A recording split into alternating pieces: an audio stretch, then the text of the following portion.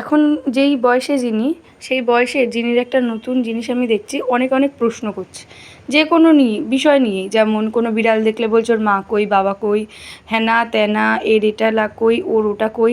এই প্রশ্নের উত্তর দিতে দিতেই না সারাটা দিন মানে কীভাবে যে কাটে সে বোঝানো যায় না। তো দেখো, সকালবেলা উঠে জিনিকে নিয়ে আর কি চা খাইতে বসেছিলাম, ও দেখো আঙুল দিয়ে চেটে চেটে চা খাচ্ছিল, আর সমান তালে প্রশ্ন করছিল চা কি, চা কি, মানে চা তুমি কেন খাও মা, কেন খাও মা। ওকেও আমি বোঝালাম তোমাকে যেমন ঘুম থেকে উঠে আমি সুজি খাওয়াই, আমিও তেমন চা খাই। তো বললো আমিও খাবো, সেই বুঝে ওকেও আমি খাওয়াচ্ছি, মানে আঙুল দিয়ে চেটে চেটে খেয়ে দেখছিল ব্যাপারটা কীরকম।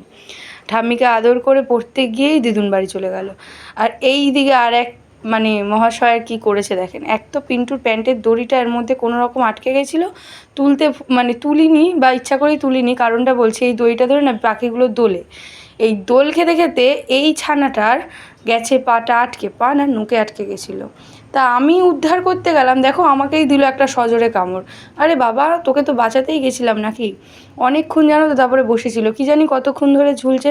আর এটাকে না সরিয়ে দিতেও মন চায় না, কারণ ওরা না বেশ এটা ধরে দোল খায়, তো বেশ ভালোই লাগে।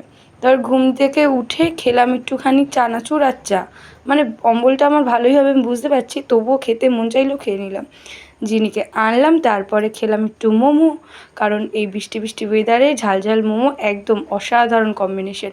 তো দেখা হচ্ছে পরের দিন, আশা করি সবাই ভালো থাকবে, সুস্থ